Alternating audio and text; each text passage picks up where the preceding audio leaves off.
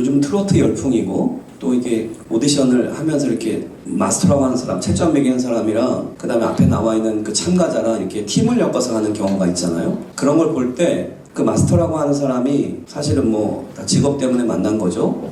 방송에서 만난 거죠. 그냥 사실은 다 비즈니스 관계로 만난 사이지만 참가자가 막 못하면은 막 그냥 이렇게 가르치는 사람도 막 얼굴이 막 그러고 그런 걸 여러분 보실 겁니다. 그리고 자기가 이렇게 훈련시켜준 사람 중에서 누군가를 떨어뜨려야 될 때 아주 이렇게 고통받는 걸 여러분이 볼 겁니다.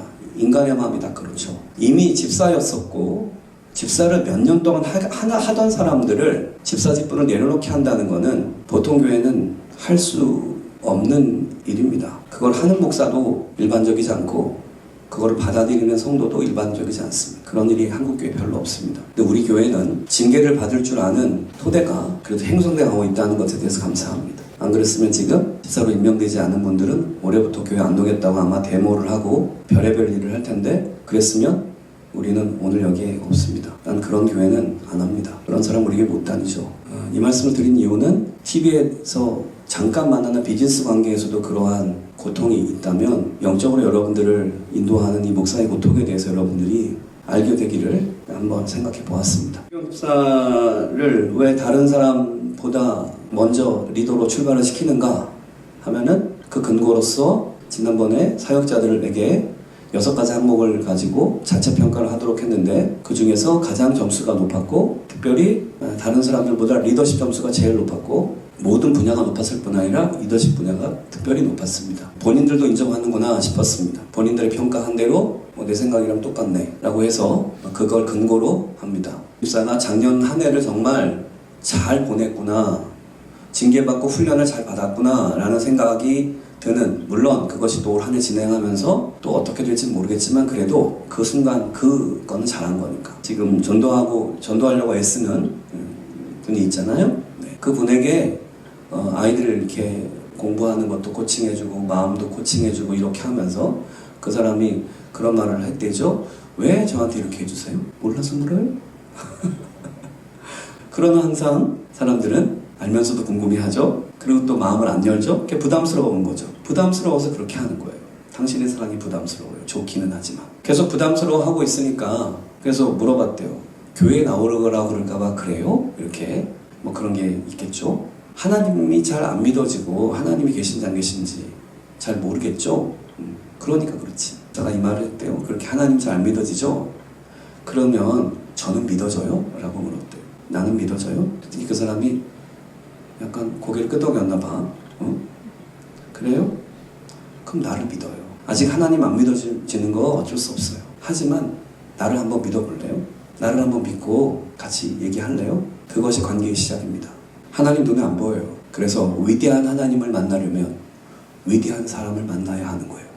빛의 하나님을 만나려면 그 빛을 비춰주는 빛의 사람을 만나야 하는 거예요. 아, 근데 우수경이 여기까지 이제 도달하고 있구나. 하나님 안 믿어지세요? 나를 믿으세요. 이 말을 할 수 있는 사람. 이게 쉽게 나와요? 분명한 것은 그것이 여러분이 거쳐가야 되고 감당해야 될 모습이라는 것. 이것을 통과하지 못하는 사람, 안타까운 사람이죠. 오늘 말씀 이제 전하도록 하겠습니다. 이사야가 되던 날, 이사야가 되던 그날. 오늘 우스집사의 글을 서두에 보니까 2020년 저의 인생에 있어서 큰 획을 긋는 분기점이자 역사적인 한 해였던 것 같습니다. 토네이도처럼 엄습해온 죄의 경험과 거대한 실수, 징계, 시험과 유혹, 회개와 유턴, 말씀의 승리와 회복, 그리고 비전의 확장으로 나아가는 한 해였습니다. UDT처럼 훈련받는 한 해였습니다. 이렇게 했어요. 그죠? 여러분에게도 이런 한 해가 펼쳐지게 되기를 바랍니다. 우리가 드라마나 소설 같은 것을 볼 때에도 이런 구절들이 나오지 않습니까? 내 인생을 송두리째 바꿔버리는 일생일대의 사건이 시작되었다. 뭐 이렇게 하면서 이제 어느 드라마나 어느 소설이나 어느 영화나 시작되는 장면들을 여러분 기억하실 것입니다. 나의 인생은 그와의 만남 이전과 이후로 나누어진다. 뭐 이런 표현들도 있고, 그날 이후 나는 숨쉬는 것들이 너무나 자유로워졌다. 내 인생은 바로 이제부터다. 이렇게 여러분들에게는 그날이 있습니다. 그날이 있습니까? 내 인생을 그날과 그날 이후로 나눌 수 있는 그날. 내 인생을 송두리째 바꿔버렸다고, 내 인생의 일생일대의 그날이라고, 그 순간이라고 말할 수 있는 그날. 그날 이후 나는 진짜 살고 있어. 나는 너무너무 자유. 나는 너무너무 행복해 라고 하는 그날을 갖고 있습니까? 오늘 이사야는 그날을 그날을 우리에게 알려줍니다. 이사야 6장은 보통 일반적인 설교 제목이나 이런 거 할 때 이사야의 소명이라, 이사야의 사명이라 이렇게 전달되는 부분입니다. 그런데 이사야가 소명받던 날, 이사야가 사명받던 날, 이사야가 일생일대의 놀라운 변화의 기회를 만나는 그날을 뭐라고 표현하면 좋을까? 뭐라고 표현했다고요? 이사야가 되던 날.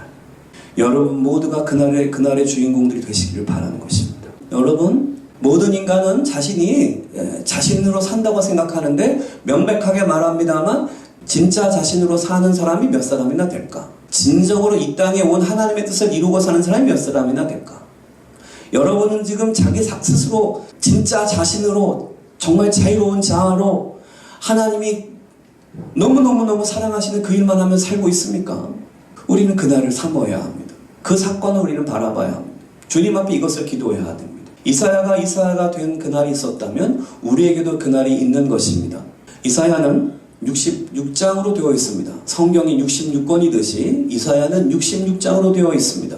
공교롭게도 이 이사야서는 두 부분으로 나눌 수 있는데 1장부터 39장까지는 심판의 말씀이 줄곧 선포가 됩니다. 40장부터 나머지 27장에 이르는 부분은 하나님의 구원의 말씀이 선포가 됩니다. 신원의 말씀, 의인들을 하나님이 어떻게 구하시고 어떻게 채워주고 보상하시는가, 신원의 말씀, 구원의 말씀이 27장으로 40장부터 나머지니까. 그래서 구약은 39권, 신약은 27권인데 그래서 66권인데 이사야서는 성경의 축소판이라고 불려지는데 왜 그러냐면 심판의 말씀 39장, 구원의 회복의 말씀이 27장 해서 66장, 구약과 신약처럼 이렇게 구성이 되어 있습니다. 놀랍지 않습니까? 이사야서는 너무너무 놀라운 책입니다. 또한 이사야서는 신약 성경에서 가장 많이 인용되는 성경입니다. 이사야서는 예수 그리스도께서 이 땅에 오신 그 예수님에 관한 예언이 구약에 있는 어떠한 예언서보다도 어떠한 책보다도 가장 뚜렷하고 분명한 책입니다. 이사야서는 그래서 구약의 복음서라고, 제5복음서라고 부를 만큼 마태, 마가, 누가, 요한 이 4부 복음서에 하나의 복음서가 구약에 더 있는데 어디다? 이사야서다.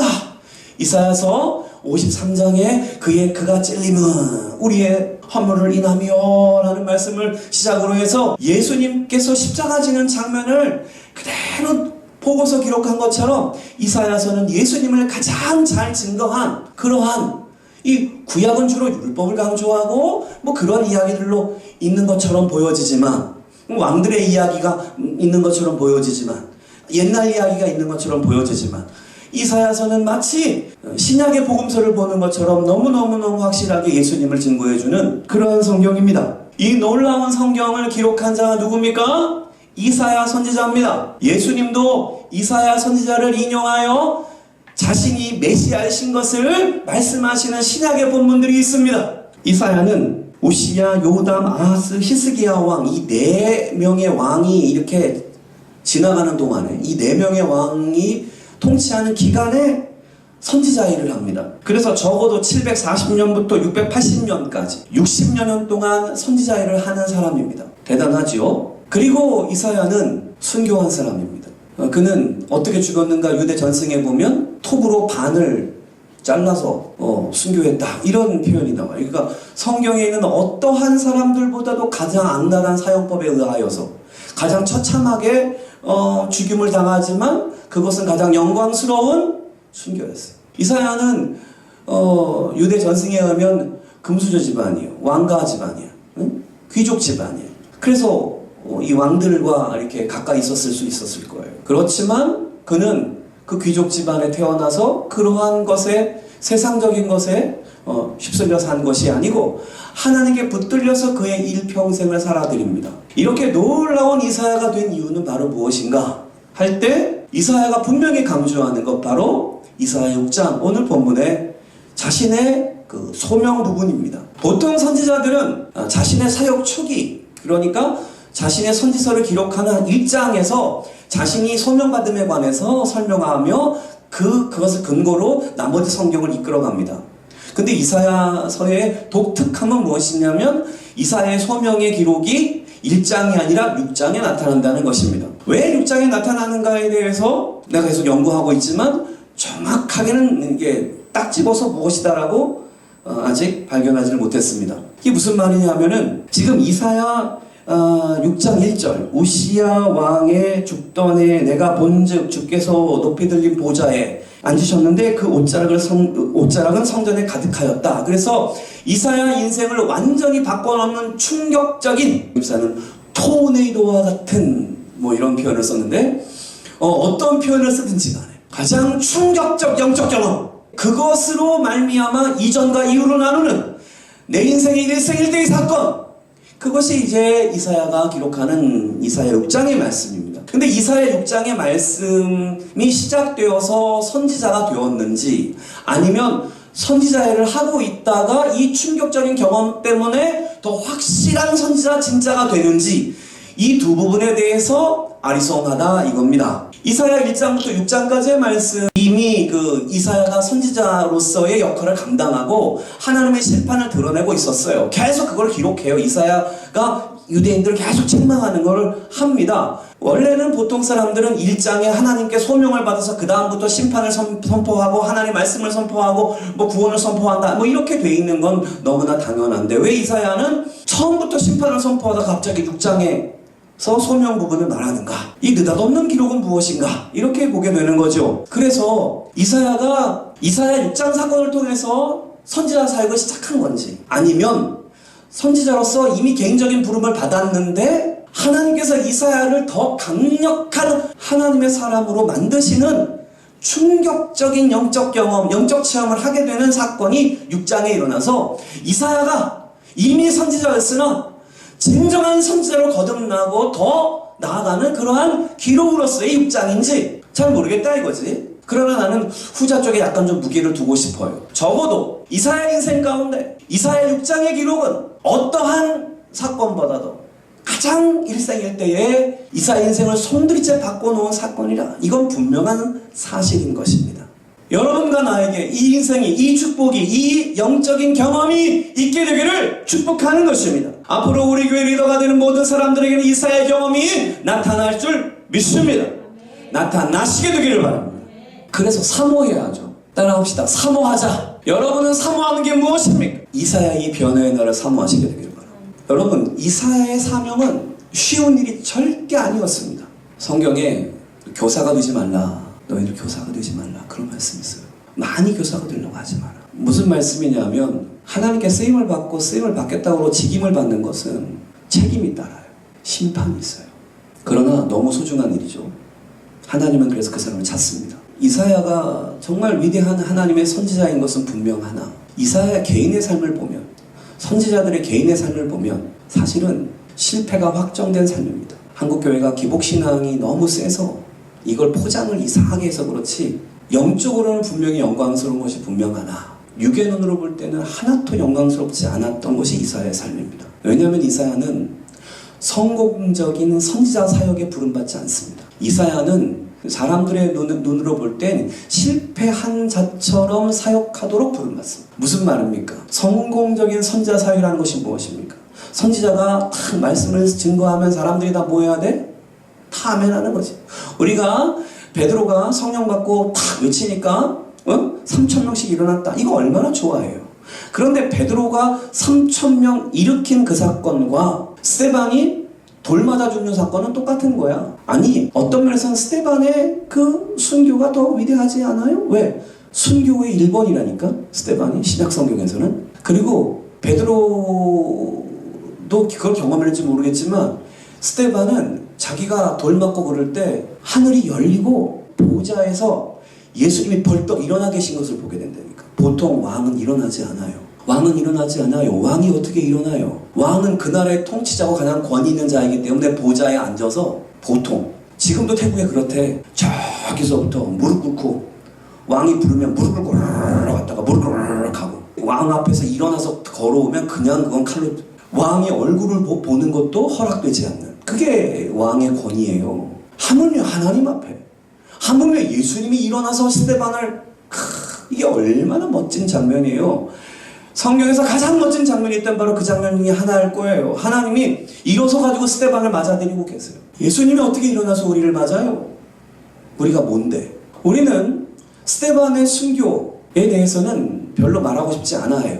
이사야는 그의 60년의 이 사역을 하고 나서 했는데 잘 보세요. 이사야가 결국 선포한 게 뭐냐면 1장부터 39장까지 너희는 심판받는다는 거예요. 왜 심판받느냐? 하나님 뜻에 어긋났으니 너희는 심판받을 것이다. 이걸 이사야가 심판을 말하는 그 시대에 심판이 일어납니까? 안 일어납니까?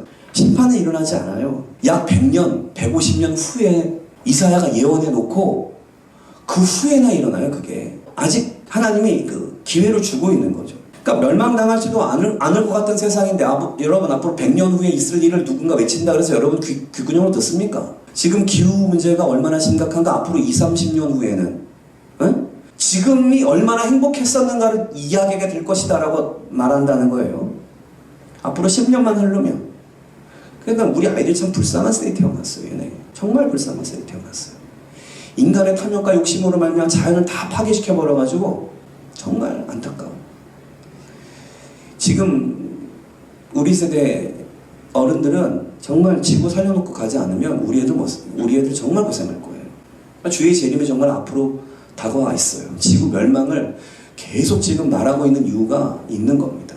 여러분 100년 후에 있을 일 누가 말하면 지금 기후변화 20년 후에 있을 일을 말해도 아무도 안 들어. 그거 우리 귓구녕으로 안 듣습니다. 우리 마음으로 안 받습니다. 그거 20년 후라 그러는데도 반응을 안 해요. 30년 후가 되면 어떤 일이 발생할지 반응 안 해요. 그게 우리 인간의 완악함이에요. 근데 이사야가 말하는 그 심판의 날이 언제 오냐고. 그러니까 귀가 곧고 마음이 돌덩이처럼 이 완악한 백성들에게 이사야가 말하게 되는 거예요. 이사야 말을 들어주는 사람이 있다 없다? 없는 거예요. 또한 40장 이후부터 하나님의 구원이 선포되지만 여러분 솔직히 말해서 우리들은 그 구원의 말을 기뻐할 줄 모르겠지만 시장을 경험했기 때문에 이사야 시대 백성들은 아니 심판도 받지 않고 지금 뭐 다른 나라에 끌려가지도 않았는데 구원의 말씀이 꿀성이처럼 오겠습니까? 뭐 그런 거죠. 그래서 이사야의 이 선지 사역은 베드로처럼 말하면 3,000명이 믿는 그런 사역이 아니라 말해줘도 안 듣는 거예요. 60년 동안 외쳤는데도 불구하고 이사야 말을 얼마나 알아줬을까요? 결국 이사야가 자꾸 그렇게 하니까 톱으로 사람을 반으로 자른다는 게 말이 됩니까? 이사야의 이 사역. 그러나 이사야의 이 빛나는 빛의 모습이 이 구약 성경에 얼마나 빛납니까? 그렇지 않습니까? 어둠으로 심판으로 불순종으로 불의함으로 가득한 이스라엘, 그 이스라엘의 그 어둠 가득한 곳에서 이사야는 빛을 발했습니다. 이사야의 삶을 그래서 주님이 너무너무 기억하시고 우리 가운데 주시는 것입니다. 여러분 이사야가 경험한 그날의 영적 체험을 받기를 원하십니까? 받게 되기를 바랍니다. 다른 사람은 못 받아도 앞으로 우리 교회 리더가 되는 사람들 이사야 이 본문을 정확하게 이해하고 깨닫게 되기를 바랍니다. 이 축복이 와야만 이사야가 되었듯이 나 자신이 된 축복을 받게 되는 줄 믿게 되기를 바랍니다.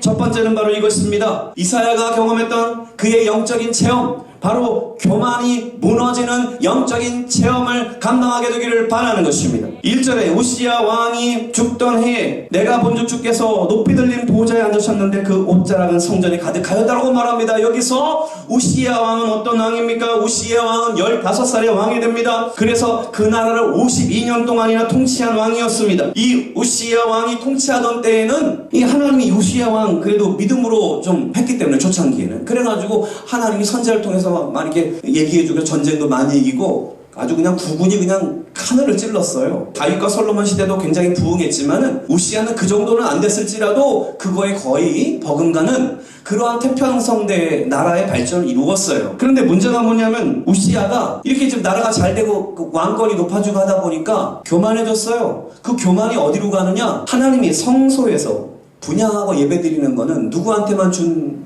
권한입니까?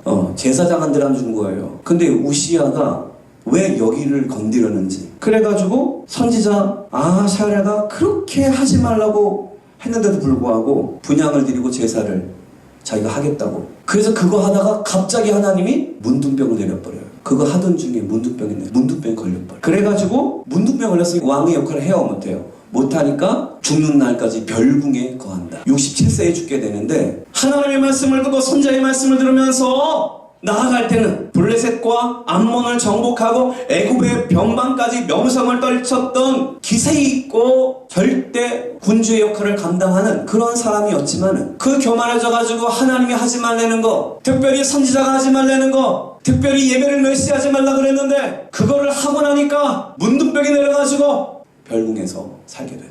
그 사람이 우시야예요. 아까도 말했지만 이사야는 귀족 집안이었어요. 그렇죠? 귀족 집안 자제들이 전부 다 왕권이라든지 왕이라든지 이런 거 다 선망의 대상이잖아요. 아마 이사야도 어렸을 때 우시야가 이렇게 멋진 생활을 할 때 말이에요. 다 나라를 막 이끌어가는 모습을 볼 때 너무너무 우시야 왕을 좋아했을 거고 아마 자신 마음이 이상적인 사람을 아마 생각했지 않겠어요? 우리가 추측을 봐도. 그런데 이 우시야 왕이 그렇게 하나님 번비하고 별궁에 거하면서 그리고 쓸쓸히 죽어가는 그 모습. 그리고 우시야 왕이 이제 이렇게 죽고 나니까 여러분 왕이 죽으면 나라가 비상사태 아닙니까? 그 다음 왕이 누가 될 거냐? 근데 사실은 그 다음 왕이 우시야보다 훨씬 못한 왕이 됩니다. 이런 비상시국에 이사야는 뭐 했느냐? 성소에 와서 기도했어요. 하나님 기도하는 중에 이사야 6장이 시작된 거예요. 하나님이 이사야를 부르는 모습이 바로 이 성소에서 부르는 거예요. 우시야 왕이 죽는 이 위기 상황 속에서 이사야가 할 수 있었던 게 뭐겠어요? 그래서 이렇게 생각하는 거야. 이사야가 선지자가 아니었다면 청년으로서 와서 뭐 기도했겠냐고. 성소에서. 응? 그러니까 아마 이사야가 선지자 사역을 하고 있는 중에 이 사건 때문에 더 분명해지지 않았나 이렇게 보게 되는 것입니다. 어찌되었든 우시야 왕의 문제는 무엇입니까? 교만이었습니다. 여러분, 하나님은 교만한 사람을 쓰지 않아요. 잘 기억하세요. 하나님은 교만한 사람을 쓰지 않아요. 교만은 패망의 선봉이라고 말씀했어요. 하나님은 교만한 사람을 가장 미워한다고 말씀하셨어요. 우시야 왕의 이름 자체가 여호와의 능력이래요. 그래갖고 이 이름처럼 여호와를 섬길 때는 여호와의 능력을 가지고 사역을 했어요. 그래서 나라를 세울 수 있었어요. 그런데 우시야가 교만해지는 순간 여호와의 능력은 사라져버리는 거예요. 하나님의 심판이 오는 거예요. 문둥병이 걸려버려요, 왕이. 여러분, 문둥병은 죄의 상징이잖아요. 그리고 그 당시에 문둥병 걸려 있는 사람 그냥 쳐다도 안 보고, 그쵸? 지금 코로나 걸린 사람 막 격리하는 것처럼 격리해서 살다가 쓸쓸히 가는 거예요. 부탁하고 또 부탁합니다. 교만하지 마세요. 교만하지 마세요. 그래서 교만이 무너지는 그날이 오는 겁니다. 하나님이 처참하게 교만을 부셔버립니다. 여러분을 축복합니다. 교만이 부서지는 처참한 경험을 하시게 될 겁니다. 처참한 경험일 겁니다. 그러나 그거 무너지는 게 좋습니다. 저는 교만하지 않는데요. 진짜 교만한 거예요. 자기가 뭔 짓 하는지 모르기 때문에. 이 말씀 여기까지만 드립니다. 여러분의 교만을 하나하나 꺼내면 하늘을 다 덮기 때문에 중요한 것은 뭐냐면 우리가 교만하거든요. 다 교만해. 마귀가 교만하잖아. 마음에 마귀 영상이 있는 사람, 죄성이 강한 사람, 육이 강한 사람, 들락이가 강한 사람은 그냥 교만이야. 교만 덩어리라고. 내가 몰라서 그렇지. 여러분은 여러분이 연약하다고 생각하죠. 교만한 사람이에요. 부족하다고 생각하죠. 교만한 사람이에요. 죄책감에 시달리죠. 그것도 교만인 거 알아요? 죄를 책임지면 안 되잖아요. 죄는 주님 앞에 가지고 나와야 되는데. 그리고 리더가 못된 사람들은 기억하세요. 여러분이 선택되지 못한 이유가 무엇인가? 뭐가 부족해서? 아니요. 교만이 승해서. 그래서 하나님은 교만을 무너뜨리는 날이 반드시 오게 합니다. 처참하게. 하나님은 이 우시야가 무너지는 장면을 통해서 이사야한테 강력한 메시지를 준 거죠. 그리고 그래서 영적으로 해석해 보는 거죠. 우시야가 교만 때문에 죽기 때문에. 이사야가 그것을 깨닫겠죠. 그리고 사실 이사야가 깨닫습니다. 후반부 절에 봐도 오라 나는 망하게 되었도다. 내가 하나님을 보았다. 이러면서 완전히 납작 엎드립니다. 이 역사가 있어야 돼요. 하나님 앞에. 하나님은 우시야 왕이라고 하는 절대 군주가 죽어서 이스라엘이 위기 가운데 있고 정말 우왕좌왕하고 불안하고 할 때에 성소에서 기도하는 이사야한테 탁 나타나셔서 보여줍니다. 하나님의 보좌를. 왜 보여줍니까?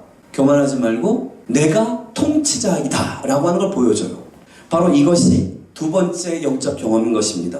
영적 시각이 열리는 그날의 영적 체험을 감당하시기를 축복합니다. 우시아가 죽던 날 성전에서 기도하던 그날에 내가 번제하기라고 말합니다. 여러분 눈을 열어서 하나님을 보시게 되기를 바랍니다.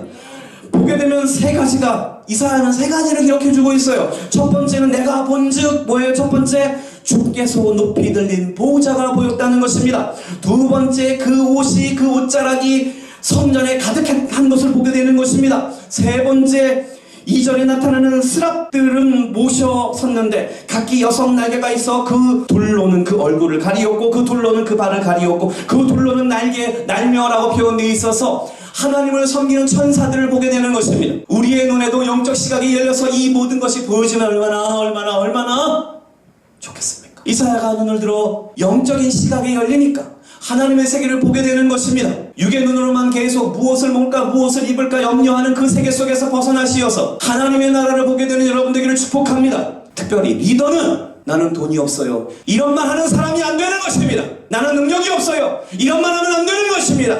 계속적으로 땅을 바라보고 돈을 바라보고 물질을 바라보고 언제까지 그렇게 하겠습니까? 하나님을 보시게 되기를 바랍니다. 영적인 시각이 열리지 않았는데 어떻게 영적인 리더가 될 수 있습니까? 그 전까지 영적 리더로 살았다면 깊이 회개하세요. 얼마나 죄를 짓고 살았는지 깨달았어요. 주님이 주신 기회를 얼마나 처참하게 짓밟고 살았는지. 여러분, 이사야가 눈을 열어본즉 주님의 보좌를 어떻게 표현하냐면 높이 들린 보좌예요. 높이 들린 보좌. 다니엘서에서는 뭐라고 말합니까? 지극히 높으신 하나님을 말합니다. 이사야는 뭐라고 말합니까? 지극히 높으신 보좌에 앉으신 하나님을 말하는 것이죠. 이 땅에서 이스라엘에서 우시야 왕은 가장 높은 보좌에 앉은 사람이에요. 그 사람의 능력이 제일 출중하고 제일 대단한 줄 알았어요. 그런데 하나님이 한 방에 끝내버려요. 교만하니까 그냥 별국으로 확 쫓아버려. 문둥병 걸려가지고. 이러한 삶을 살게 된 사람이 있다니까. 내가 너무너무 안타까운 건 교회 생활을 하면서 이 말씀을 전해줄 때 이런 사람 되지 마세요. 근데 거기에 꼭 걸려들더라고. 와, 이게 너무 괴로워. 너무 괴로워. 그렇게 하지 말라고 전해줬건만 그렇게 해. 주님의 높이 들린 보좌는 무엇을 말합니까? 하나님이 만왕의 왕이시라는 것을 증명하죠. 하나님의 통치권을 말하죠. 우시야가 너희를 통치하는 것이 아니라는 걸 말하죠. 우시야가 끝났다고 해서 너무 우왕좌왕할 필요 없어. 이사야야, 내가 높은 보좌에 있다. 이걸 보여주는 거예요. 정권이 변하고 뭐하고 누구 어느 정권을 저 어느 정권 싫어하고 그럴 필요가 뭐가 있어요. 하늘 보좌를 보지 못하는 사람은 까막눈인 거죠. 교회 다니면서도 하나님을 못 보는 사람은. 우시야가 눈을 열어서 하나님의 높은 보좌를 봅니다. 하나님이 모든 걸 통치하신다는 사실을 깨닫습니다. 그러므로 우시야가 없는 것이 위기가 아니고 이 하늘 보좌를 보지 못하는 게 위기이며 하나님 앞에 교만한 게 위기인 것이에요. 주의 옷자락이 성전에 가득했다고 말합니다. 여러분, 보통 옷이라고 하는 것은 그 사람의 신분을, 그 사람의 위엄을, 그 사람의 권위를 드러내는 것이 바로 옷입니다. 그렇죠? 이 제사장의 옷은, 이 목사 가운은 누구만 입을 수 있어요? 목사만 입을 수 있어요. 옷은 그 사람의 신분과 권위와 영광을 상징해요. 그렇기 때문에 여러분 보세요. 하나님의 옷자락이 어디에 와 있었어요? 성전에 가득했어요. 여러분, 교회는, 성전은 다른 데와 틀린 것입니다. 교회는 하늘 보좌에 계신 주님이 계시고 그분의 옷자락이 가득한 곳이 바로 어디입니까? 교회인 것입니다. 그러므로 교회를 세우겠다고 말하는 것은 너무너무 위대한 고백인 것입니다. 주님이 가장 기뻐하는 것입니다. 성전이 얼마나 위대한 곳입니다. 하나님의 옷자락이 우리의 눈에는 보이지 않아요. 영적인 시각이 없어서 보이질 않아요. 주님의 옷자락이 가득한 성전. 그리고 본 것이 바로 천사들을 봅니다. 여기 스랍이라고 말한 것은 천사를 말하는 것입니다. 천사들은 6날개가 있었다고 합니다. 2날개는 어떻게 했습니까? 얼굴을 가리고, 2날개는 어떻게 했습니까? 다리를 가리고, 2날개는 날았다. 이렇게 되어 있습니다. 6날개. 응? 신기해. 우리 보통 두 날개만 알잖아요.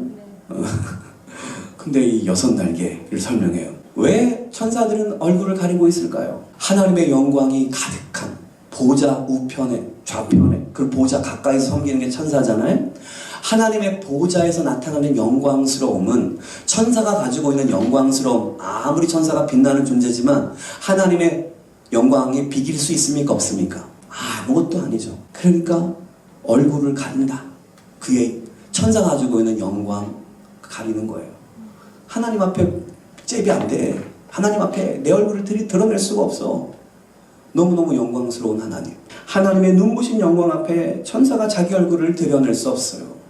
얼굴을 가리고. 그래서 결국 자신의 무가치함, 연약함을 이렇게 드러내는 이런 형태를 통해서 나타내는 하나님의 영광 앞에 나는 아무것도 아닙니다. 천사가 그거를 드러내는 상징. 자신의 발을 가리는 것도 마찬가지입니다.